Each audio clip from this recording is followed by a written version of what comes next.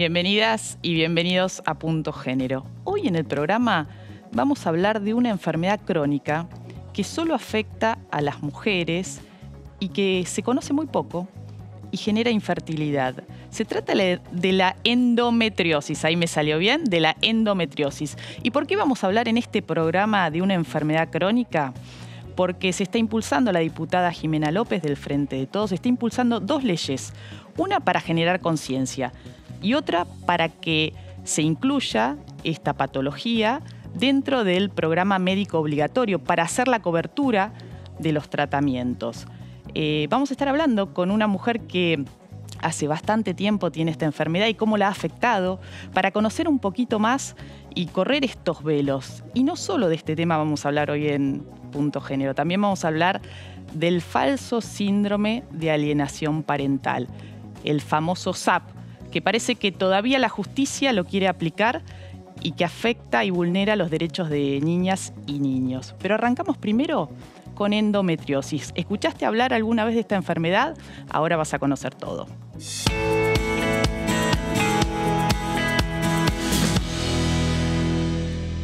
El 14 de marzo fue declarado como el Día Internacional de la Endometriosis por la Organización Mundial de la Salud. Es por ello que el mes de marzo es conocido como el mes amarillo, color de referencia internacional establecido para visibilizar la realidad de las personas menstruantes que atraviesan esta enfermedad.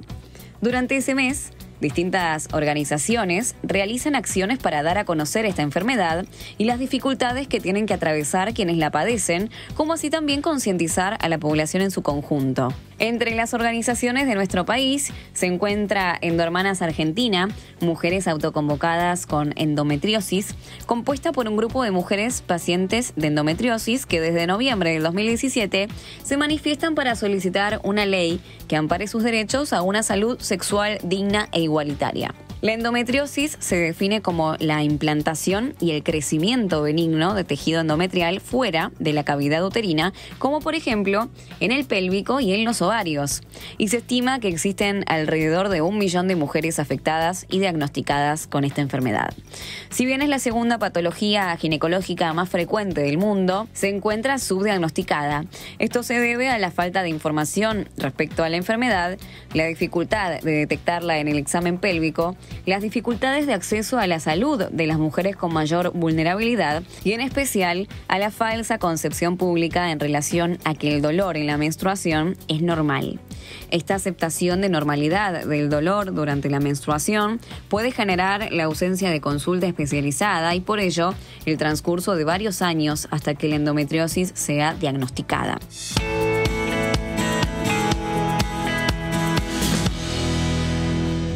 Bueno, ahí veías en el informe un poco de qué se trata esta enfermedad, qué genera, cuáles son los síntomas, por qué no se la diagnostica a tiempo, cuántos años ha estado en silencio y mi teoría es porque afecta a las mujeres, ¿no? Hay mucha investigación que no se hace en salud de patologías o enfermedades que tienen que ver con la salud de las mujeres. Y esta es una de ellas. Y estamos con Alicia Sánchez, que ella es integrante de la organización Endohermanas Argentinas, mujeres autoconvocadas con endometriosis. ¿Cómo estás? Hola, muchas gracias por invitarnos. Bueno, se hizo hace unos días un encuentro acá en la Cámara de Diputados promovido por la diputada Jimena López del Frente de Todos para empezar a hablar de estos temas con vistas a impulsar la sanción de dos leyes, ¿no? Una que tiene que ver con generar conciencia y otra con la cobertura. Ahora, contame vos, ¿cómo te enteraste que tenías endometriosis?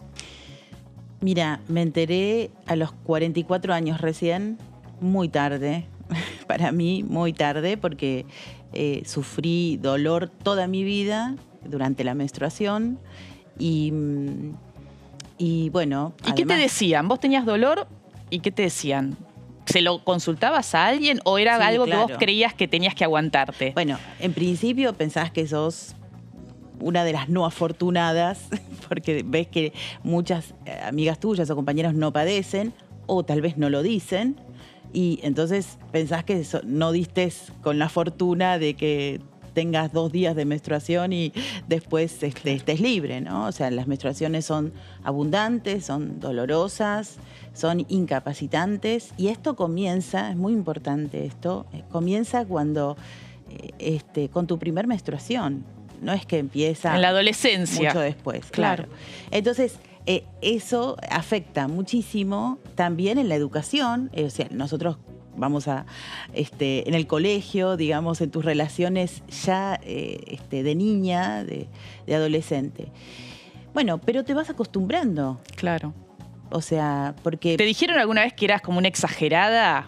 Te dicen exagerada, me han llegado a decir vaga, porque claro, hay momentos en los cuales... te invalida. Tenés que estar, el único lugar en donde nosotros hay imágenes en donde se ven mujeres como en un rollito en la cama, bueno, esa es la imagen que nos representa, porque es el único, la única forma en donde quedándote quieta y con algo caliente y con algo que te, digamos, con silencio, es lo único que por ahí es el dolor sufriendo en silencio y sola, porque muchas veces la familia tampoco te entiende. Claro, te y ni llevan al siquiera médico, pero un analgésico te ayuda.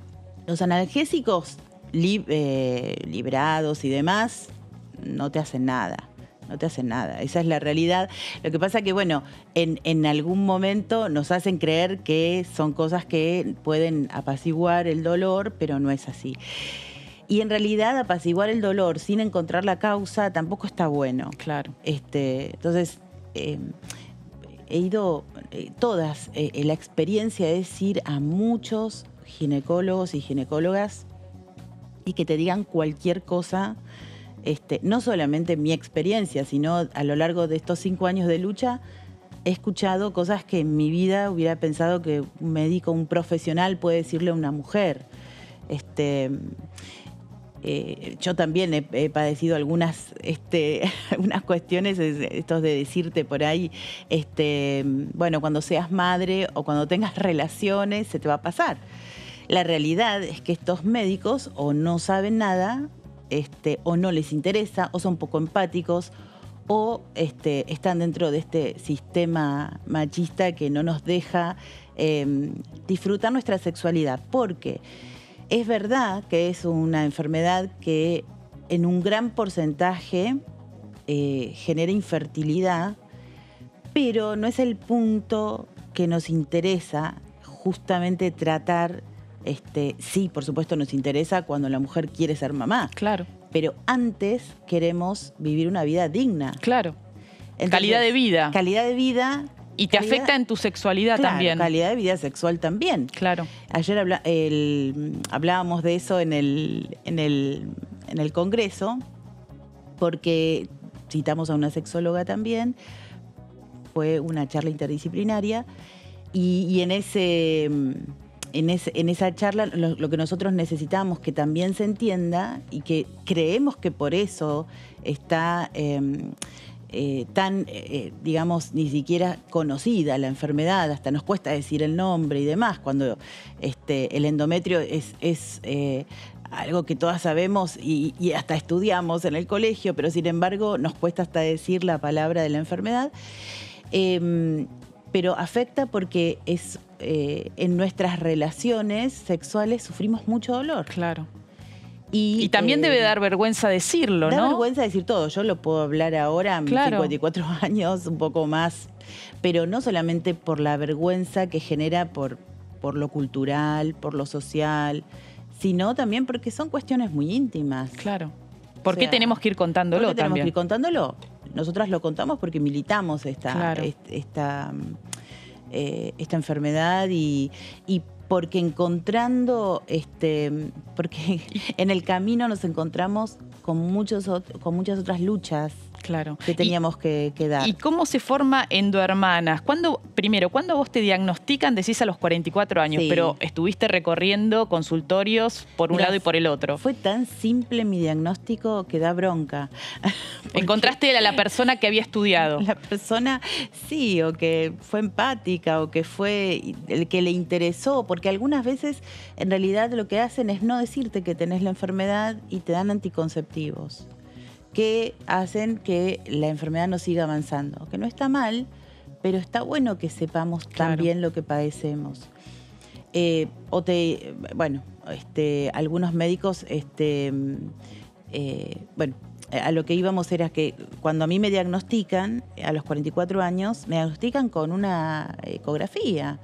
Es decir, no la ecógrafa, pero sí cuando vio las imágenes, la ginecóloga que me atendió me dijo, vos tenés endometriosis. Algo tan simple, porque en general, te recomiendan hacerte una ecografía transvaginal. Sí, me hicieron una ecografía transvaginal. Claro. Pero no todos los ecógrafos transvaginales, los que hacen la ecografía, pueden detectar. De hecho, ni siquiera me nombran la endometriosis en la ecografía transvaginal, que tendrían que haberlo hecho, no lo hacen. Pero en las imágenes, la ginecóloga observa endometriomas en mis ovarios y ahí es donde ella me detecta sin hacer, porque también hace un tiempo decían que la única forma de diagnosticar certeramente la endometriosis era a través de una laparoscopía.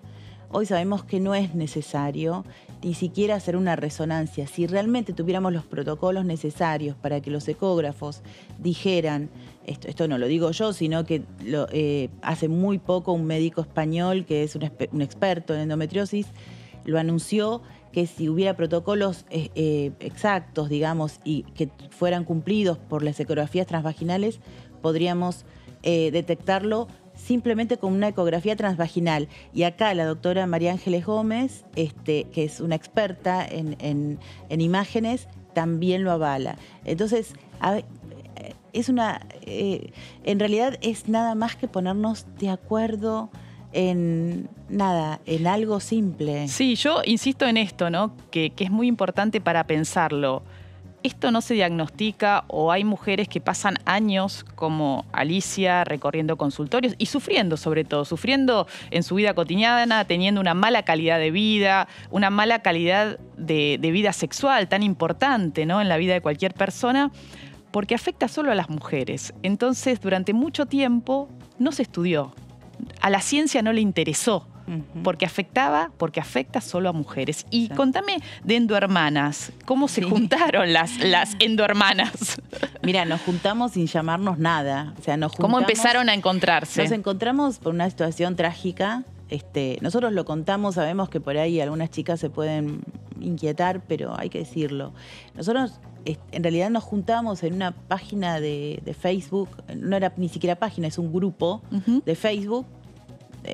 Endometriosis Argentina se llama la página. Está bueno decirlo para quienes quieran, que por ahí ahora están pensando que por ahí lo que tienen o alguien conocido es esto. Bueno, la página ahí está.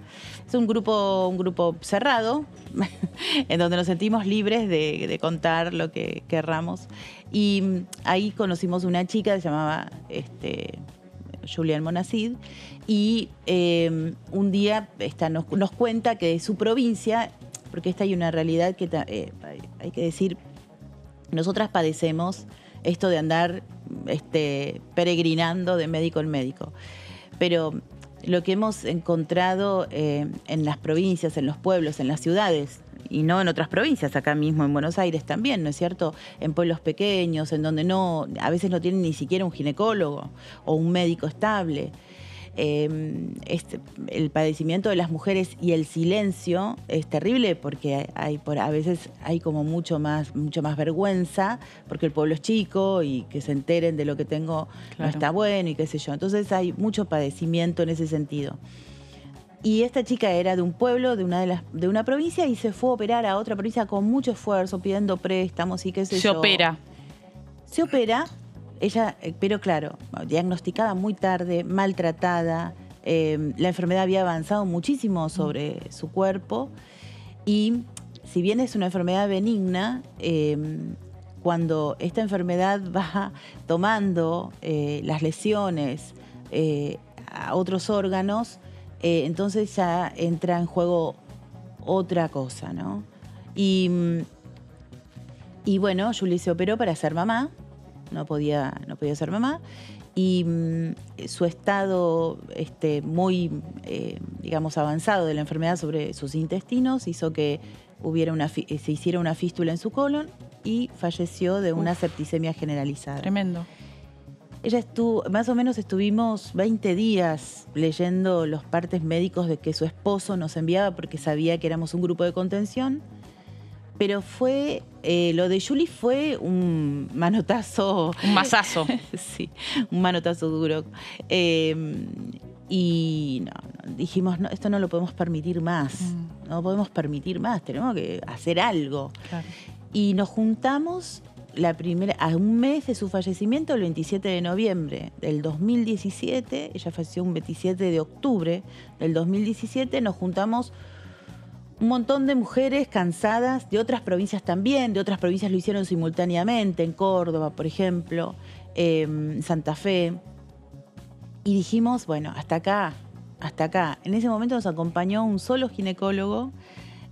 Recibimos muchísimas críticas porque, bueno, mucha gente no quiere que digamos que si la enfermedad avanza, puede también hacer que se pierda la vida. Entonces, lo que tenemos que hacer es frenar la enfermedad. Claro. Es tan sencillo como eso. No hay muchos tratamientos. Ahora, mira, te propongo, estamos en comunicación con Lioy Gustavo, Sí. Que es un médico ginecólogo especialista en fertilidad. Pero antes de eso, te vamos a pasar una breve entrevista que le hicimos a la diputada Jimena López del Frente de Todos, que es quien está impulsando la sanción de dos proyectos de ley. Uno para generar conciencia y otro para que haya cobertura para los tratamientos y los diagnósticos de esta enfermedad crónica. Ahí la escuchamos a la diputada Jimena López.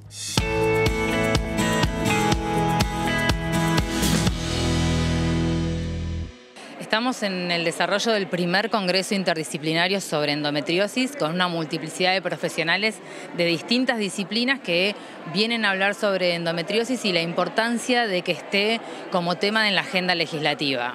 El objetivo básicamente es sensibilizar y concientizar sobre la única patología crónica de origen ginecológico que tenemos las mujeres y los cuerpos menstruantes y fundamentalmente llegar a la ciudadanía dando a conocer cuáles son los síntomas y desnaturalizando la idea de que las mujeres tenemos que vivir las menstruaciones desde el dolor.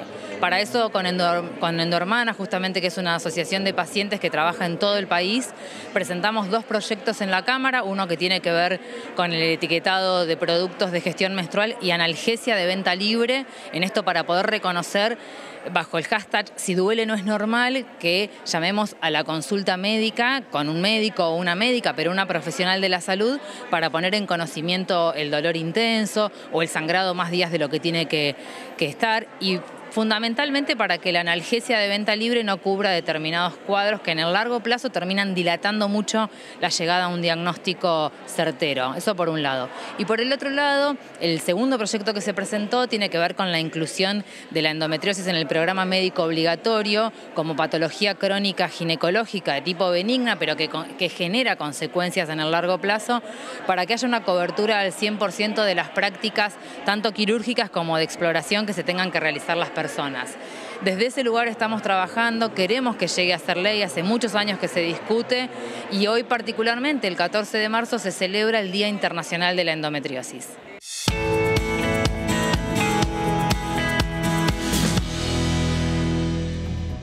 Bueno, ahí escuchábamos a la diputada Jimena López del Frente de Todos planteando en qué consisten estos dos proyectos que van a tratar de impulsar en este ámbito para generar conciencia y cobertura para los tratamientos. Y estamos en comunicación ahora con el médico ginecólogo especialista en fertilidad, Lioy Gustavo, que también participó de este encuentro que se hizo la semana pasada en el marco del Día Internacional de la Endometriosis acá en la Cámara de Diputados. ¿Qué tal, doctor? Buenas noches. Gracias por acompañarnos. Hola, buenos días. ¿Cómo le va? Muy bien. Muchas gracias. Ahora, veníamos hablando con Alicia de las dificultades que hay para el diagnóstico. ¿Por qué se conoce tanto, o se conoce tan poco, se conoce tan poco en los consultorios médicos de especialistas en ginecología esta enfermedad? Bueno, a ver, una de las cosas que yo dije ayer es que tengamos en cuenta que la mitad de las mujeres muchas veces no tienen cobertura y a veces dilatan el tema de la atención primaria. Y el tema es que, como muy bien dijiste vos muchas veces, y lo que brega Endohermanas es que muchas veces se ha normalizado que la menstruación tiene que ser dolorosa. Entonces muchas veces solapan el diagnóstico de la endometriosis, que a veces es tan sencillo como sugerir con una ecografía y quizás un laboratorio de sangre nada más, el tema de que la paciente pueda llegar a tener endometriosis, y que tiene que ver mucho con la calidad de vida y con la fertilidad futura de esa paciente. Entonces, sí habría que pensar, no habría que menospreciar el dolor de las pacientes. Obviamente que hay un montón de cosas que pueden hacer dolor en las menstruaciones, como los miomas, como antecedentes quirúrgicos de, qué sé yo, una apendicitis, una cesárea, algo gastrointestinal, pero tener en mente la endometriosis, que muchas veces, y como están diciendo perfectamente en todo el programa, es algo que lamentablemente no tiene cura. ¿Hasta cuándo? Hasta la menstruación, hasta que las pacientes dejan de menstruar, porque claro, es una enfermedad que se da durante toda la menstruación. Las estadísticas hablan de que 1 de cada 10 mujeres la padecen aproximadamente. Normalmente se considera que casi todas las mujeres, algún momento de la vida, tienen un implante endometriósico. O sea que todas, casi todas, algún momento tienen algún implante. Lo que pasa es que ese implante se autoelimina en el común de las mujeres. A ver, muchas doctor, para los que no somos especialistas, ¿usted puede explicar en términos sencillos qué es lo que provoca ese dolor? ¿Qué es, digamos, qué es lo que se ve? Primero, el tema es fácil. Las pacientes, como les digo, las pacientes en vez de menstruar para afuera, menstruan para adentro. O sea, menstruan adentro de la panza. Entonces, en el común de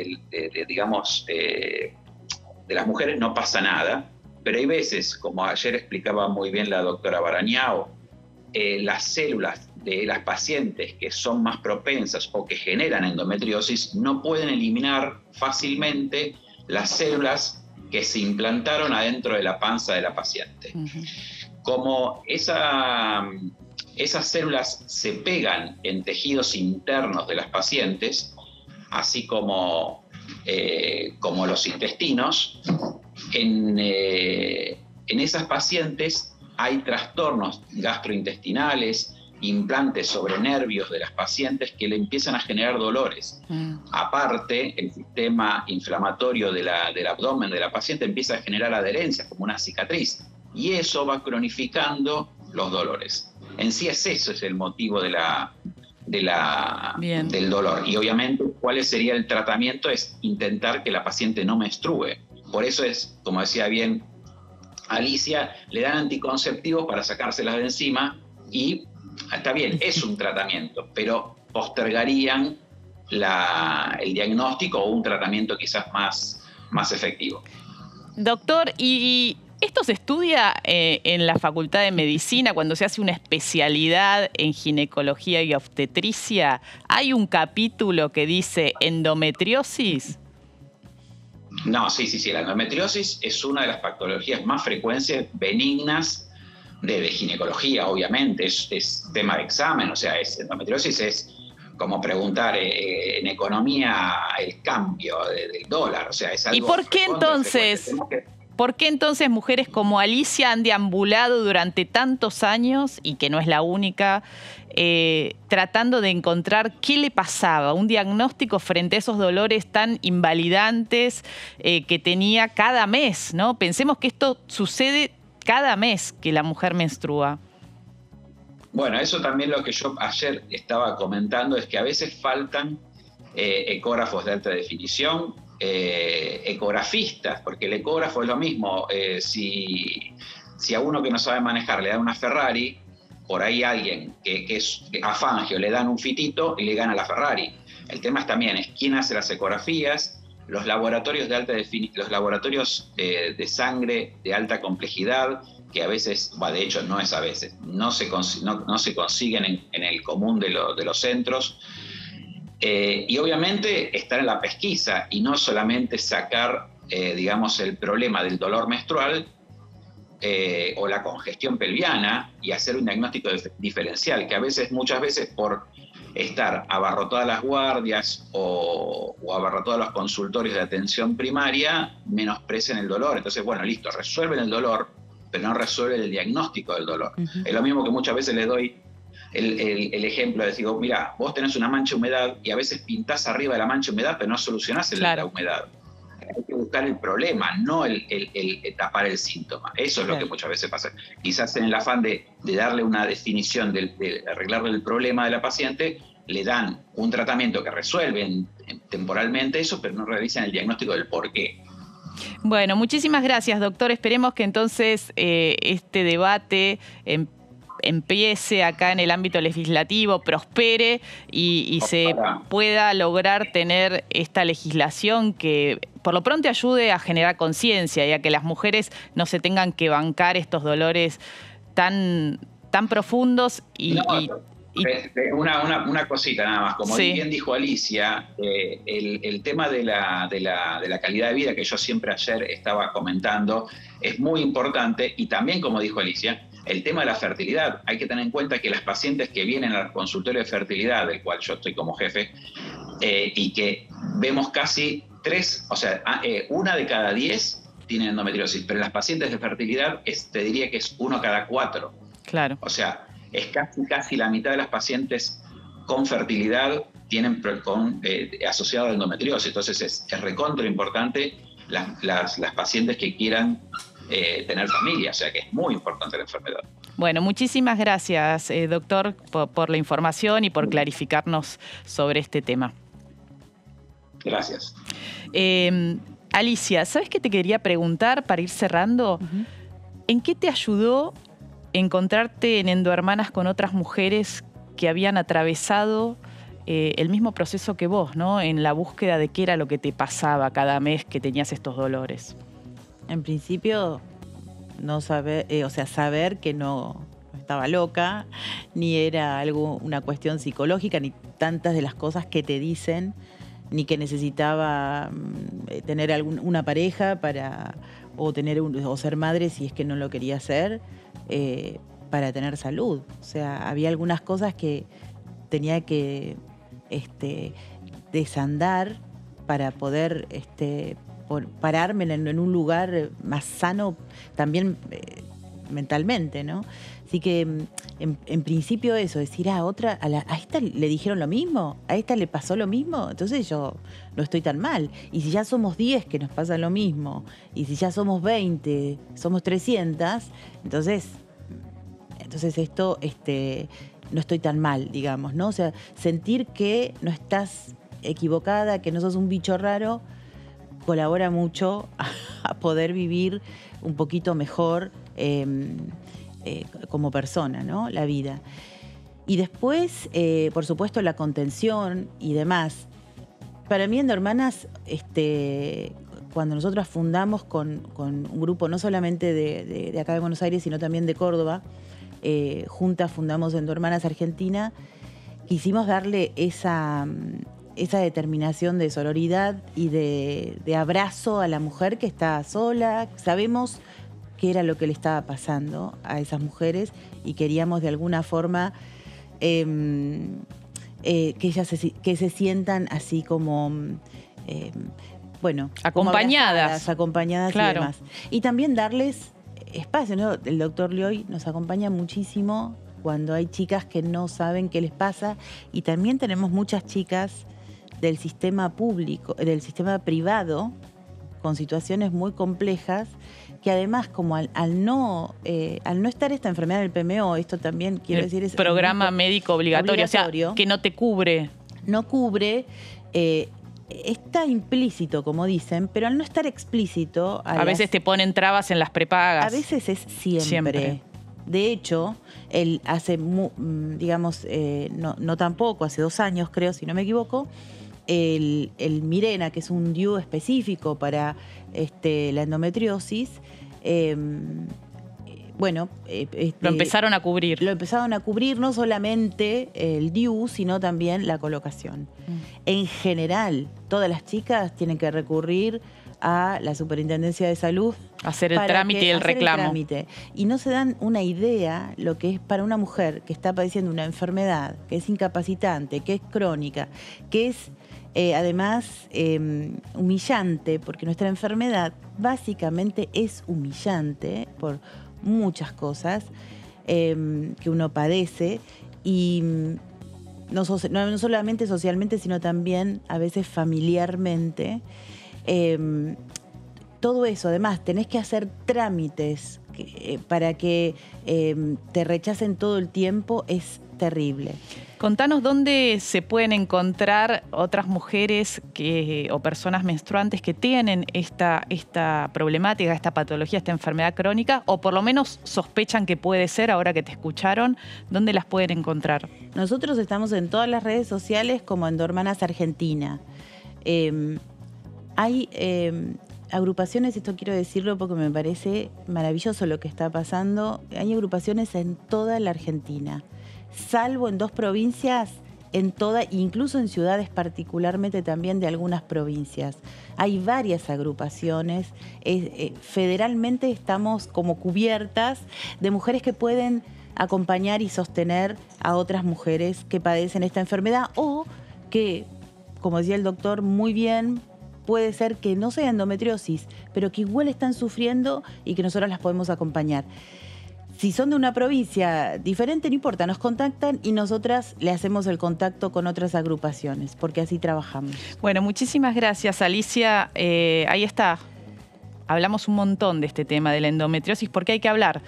Porque no te tienen que decir que sos una loca, una exagerada, porque tu vida sexual no se tiene que ver afectada de esta forma, o si querés tener un hijo o una hija, ¿no? Que no te afecte en tu fertilidad futura. Así que presta atención, te puedes conectar con las Endohermanas, empezar a averiguar y seguramente acá avanzará el tratamiento de estos 2 proyectos para generar conciencia y que efectivamente haya cobertura de los tratamientos necesarios.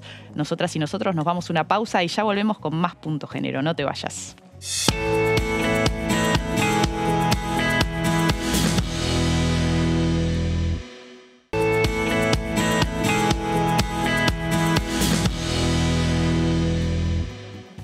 Y ahora seguimos en Punto Género, nuevo bloque con María Elena Nadeo. Ella es titular del Programa de Atención de Niñez, Adolescencia y Género de la Defensoría del Pueblo de la Ciudad de Buenos Aires. ¿Y por qué con María Elena? Porque presentaron los datos de una encuesta que me pareció muy interesante, que apunta a conocer a qué le temen las mujeres en la Ciudad de Buenos Aires. ¿Cómo estás, María Elena? Bien, un gusto, Mariana. Gusto tenerte. Gracias, muchas gracias. Mira, contanos de esta encuesta.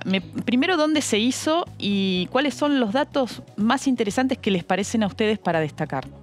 Bueno, se hizo en la Defensoría del Pueblo en un trabajo conjunto con nuestro programa, el Observatorio de Igualdad de Género, que coordina Sonia Santoro, y el sello, que es un equipo de investigación que dentro de la Defensoría genera numerosas iniciativas en distintas temáticas vinculadas a la sociedad, ¿no? Y a conocer cómo están los temas, los derechos humanos y los derechos individuales, colectivos en la Ciudad de Buenos Aires en particular. Se hizo una encuesta telefónica tomando mujeres de distintas edades y barrios de la ciudad. Es una muestra, ¿no? De unos 750 llamados. Y bueno, y la verdad que los datos son muy interesantes. En principio, ¿a qué le temen las mujeres? Hay miedo. Este es un primer dato que hay que reconocer. ¿Miedo a qué? Miedo a la violencia en el espacio público, por ejemplo. Miedo al regresar a la casa. Miedo al acoso sexual y verbal. Más de un 75% de las mujeres dice que tiene miedo. Un 43% dice que fue afectada, que no es percepción ya, sino que fue afectada por alguna situación de acoso sexual, o sea, físico o verbal, digamos. En el espacio público. En el espacio público. Y en el espacio doméstico ahí baja la cifra, pero de todas maneras oscila en 2 a 3 mujeres cada 10 reconocen incidentes de violencia doméstica en sus hogares. Mira, me parece muy interesante lo que traes del acoso callejero. A raíz de la violación en Patota, que ocurrió hace unos días en el barrio porteño de Palermo, a plena luz del día, es un hecho que generó tanta conmoción social por la impunidad con la que actuaron estos jóvenes violando a una joven adentro de un auto. Obviamente es un hecho de violencia sexual extremo, pero hay un montón de situaciones que son menores, entre comillas, que las mujeres vivimos a lo largo de nuestras vidas, que tienen que ver justamente con ese acoso callejero, que antes algunos le decían piropo, ¿no? Mal llamado piropo, pero que tiene que ver con situaciones que van desde lo que te dicen hasta los manoseos, hasta que te eyaculen arriba de la ropa en el subte o en un medio público de transporte. Y es impresionante porque hace unos días yo planteé la pregunta en mi Instagram y se llenó de comentarios de mujeres que les había pasado. No es que había una que le había pasado. Había decenas de mujeres que contaban las mismas situaciones. Y yo decía, a modo de chiste, ¿no? Sarcástico, ¿será el mismo hombre que anda circulando a lo largo de los años, las décadas? Y me preguntaba qué pasaba ahora. Y ahora pasa lo mismo, nada más que las redes feministas, las pibas se han organizado y entonces salen con estrategias de autocuidado. Esto de llamar cuando llegan o de avisar en tal calle subiendo a las redes es una calle más oscura, más peligrosa, o de fotografiar al acosador y también subirlo a redes.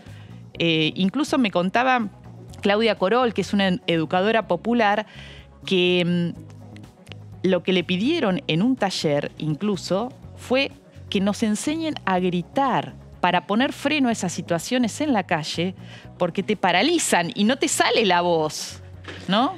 Y además, se avanzó también en una normativa que antes no existía. Hay una normativa que prohíbe y que sanciona, si bien es difícil lograr esa sanción, el acoso callejero. Es una contravención en la Ciudad de Buenos Aires, es una ¿no? Contravención. El punto es cómo se denuncia. Y también se ha incorporado en la Ley Nacional de Violencia de Género como una forma, ¿no? Como una de las modalidades de la violencia física, digamos, o verbal, como una de las modalidades. O sea que hay un telefonito de la Fiscalía de la Ciudad de Buenos Aires al que se puede acudir. Por supuesto que hay que enseguida tomar testigos, ¿no? Pedir testigos. Este es un dato también. Cuando se detecta la situación de acoso callejero, hay que dar la alarma, pero a su vez pedir que alguien sea testigo y tomar los datos, porque eso es fundamental después en la denuncia si queremos avanzar con la denuncia penal. El acoso callejero, todas las mujeres, particularmente las más jóvenes, las chicas chiquitas, las chicas en los colectivos, las chicas... Nosotras antes de sancionar esta ley usábamos la figura de hostigamiento. Había una vieja figura en el Código Contravencional de la Ciudad, pero para eso había que ser reiterado, ¿no? O sea que sí, es una de las preocupaciones. También en el 8M, la Defensoría del Pueblo organizó un precioso gazebo con algunas actividades artísticas y participativas y se instaló un tendedero, ¿no? Es una idea de las mexicanas que organizan como una tienda donde las mujeres pasan y escriben sus problemas, sus necesidades, sus propuestas. Y está muy presente también el tema del acoso, está muy presente el tema del temor a perder a las amigas. Mirá, hubo 2 o 3 mensajes vinculados: tengo miedo de perder a mis seres queridos, a mis amigas, de que nos maten. Tremendo. Es tremendo. ¿Y por qué crees que todavía, a pesar de estos últimos años donde el reflorecimiento de los feminismos, a partir del surgimiento del Ni Una Menos, favoreció la instalación de estos temas? De hecho, la incorporación dentro de la ley 26485 de violencia contra las mujeres, del acoso callejero como una forma de violencia, es del año 2019. O sea, es reciente a partir de este debate. Pero ¿por qué crees que todavía sigue tan naturalizado que, los varones no lo perciben como que es algo que nos ocurre a lo largo de nuestras vidas? Y como decís vos, más a las chicas, las adolescentes, las pibas jóvenes, ¿no? Sí, la verdad que eso nos lo preguntamos permanentemente porque nosotras somos parte de una generación que ha empujado y que viene luchando por estos cambios y por una cultura de la no violencia. Y vemos que se reiteran, que las estadísticas no retroceden, la de femicidios tampoco retrocede, la de acoso callejero tampoco.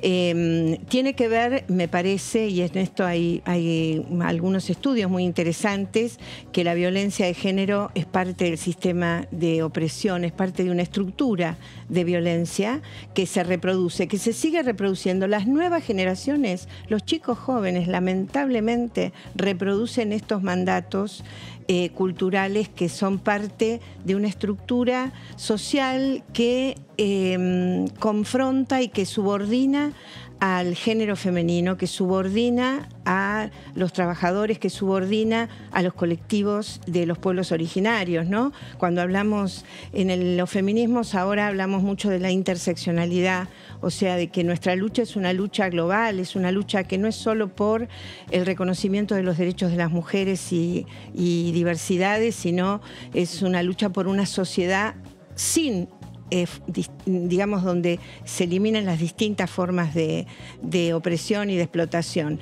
Es muy profundo y digamos, esto tiene que ver con que se reproduce la violencia, dice Rita Segato, ¿no? Que hay una usina permanente de reproducción de la violencia de género y del racismo, que son parte de... ¿Qué le dirías a los varones que te están mirando del otro lado sobre este tema puntualmente? Porque, a ver, yo lo que reflexionaba en estos días después de lo de la violación en Palermo, ¿no?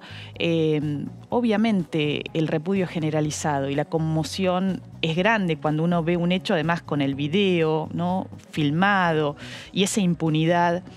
Pero, ¿qué pasa frente a todos estos hechos que se replican, para los cuales no hay a veces ni testigos ni video, pero que a una mujer que sale a la calle sabe o teme que le pueda pasar, ¿no? ¿Qué le dirías vos a los varones que están del otro lado, que son empáticos con nuestras luchas, que toman conciencia, que se horrorizan de esto? A los varones decirles que necesitamos el compromiso activo y colaborativo de los varones, que tienen que ser parte de esta cadena y de esta campaña de poner fin a la violencia, de que ellos hablen con sus hermanos, con sus amigos, que ellos son responsables de hacer cesar esta cadena horrorosa de violencia. Si uno de los chicos, de los jóvenes, lo digo así, la verdad me conmueve, ¿no? Porque son jóvenes de 20, de los violadores de Palermo, si uno de ellos hubiera parado, hubiera puesto un poco de razonabilidad en esa situación terrible, hoy no estarían presos, hoy no estarían, porque además pagan con su libertad, ¿no? Hoy la verdad que en lo que hemos avanzado es que se repudia también la impunidad. Por lo tanto, aquello que antes quedaba impune, que no se condenaba, que se mantenía en el silencio incluso, hoy es público, hoy se condena, hoy se lucha porque por llegar a juicio. Entonces, la verdad que se están coartando su propia vida y que necesitamos que sean parte de la solución. Una de las mujeres en el tendedero escribió: necesitamos que los varones sean parte de la solución y no que sean el problema. Muchísimas gracias, María Elena. Gracias a vos, Mariana. Gracias por traernos estos datos y esta reflexión, ¿no? Sobre un tema que traemos y volvemos a traer al programa, porque las soluciones no son de un día para el otro, y como es un problema el de la violencia contra las mujeres en sus distintas formas y expresiones estructural, demanda de respuestas integrales, ¿no? Entonces es bueno volver sobre estos temas. Seguimos de esta forma en Punto Género.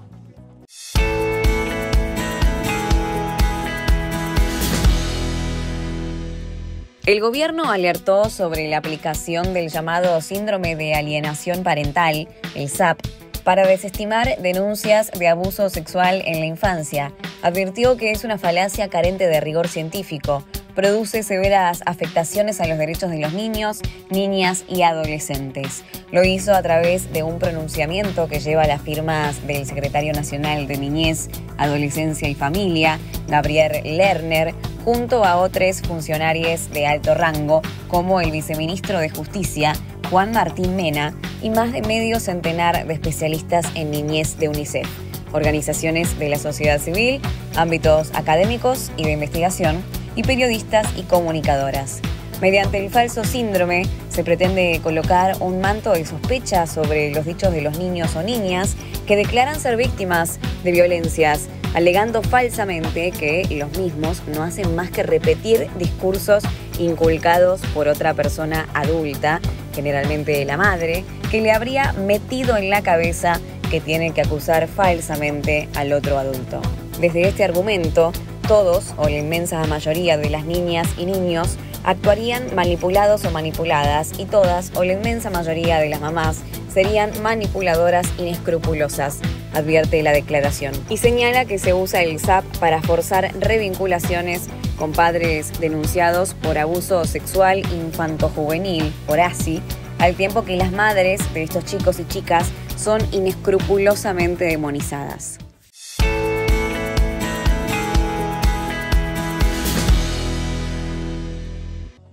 Y seguimos en Punto Género. Te decía en la apertura, íbamos a hablar del falso síndrome de alienación parental, llamado SAP. ¿Y por qué? Porque se viene observando en el último tiempo, desde distintos ámbitos, en la justicia, pero también en los medios, esta idea de instalarlo como si existiera.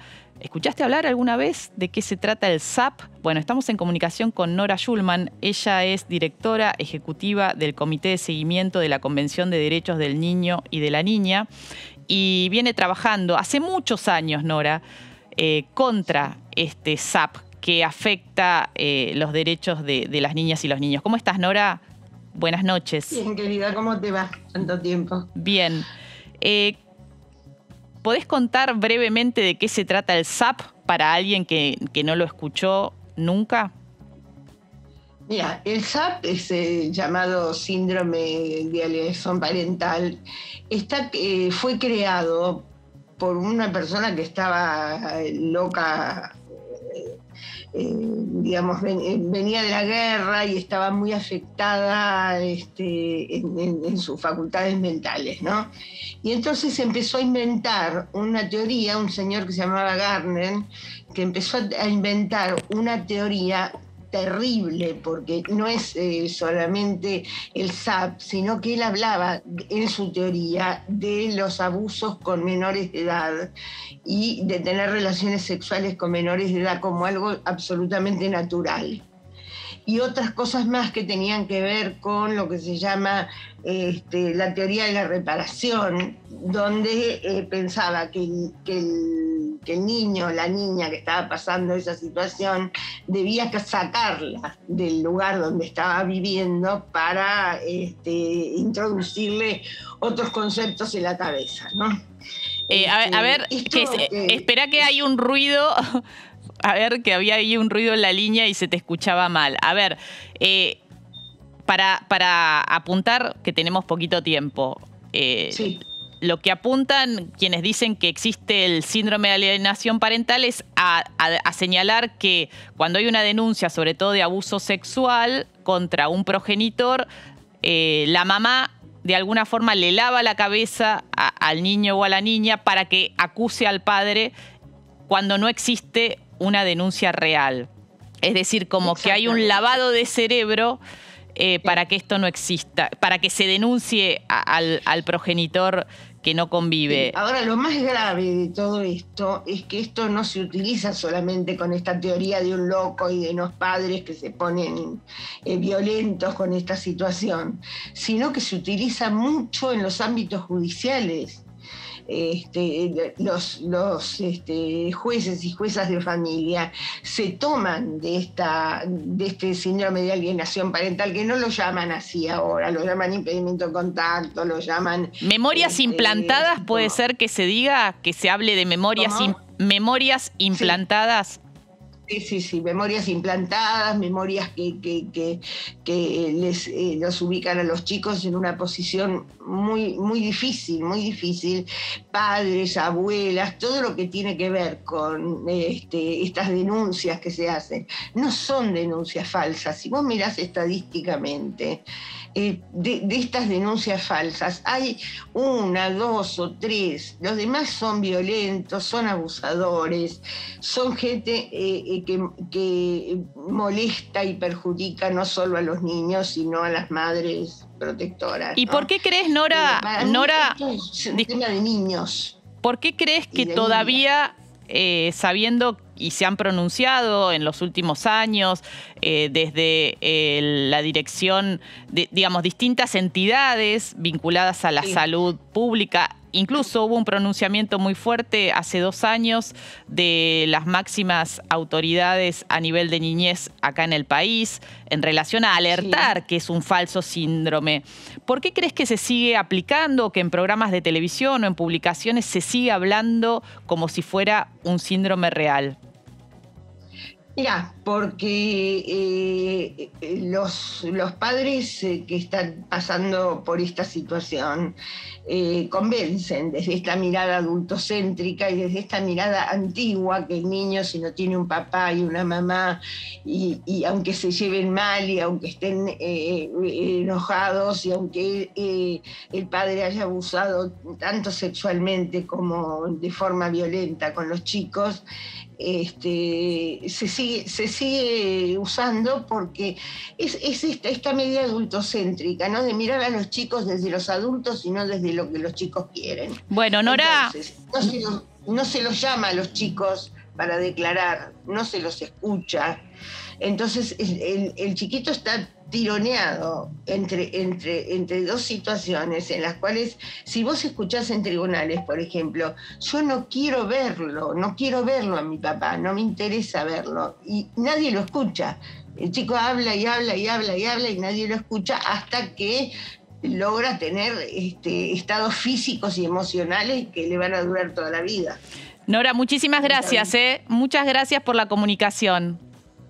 No, gracias a vos, te mando un cariño grande. Un abrazo, hasta pronto. Ahí estábamos, ¿no? Alertando sobre este intento de seguir usando este falso síndrome de alienación parental para afectar a los derechos de niñas y niños que están en la justicia en el marco de denuncias contra un progenitor por abuso sexual. Se nos fue el programa. Nosotras y nosotros nos vemos la próxima semana con más Punto Género. Chau.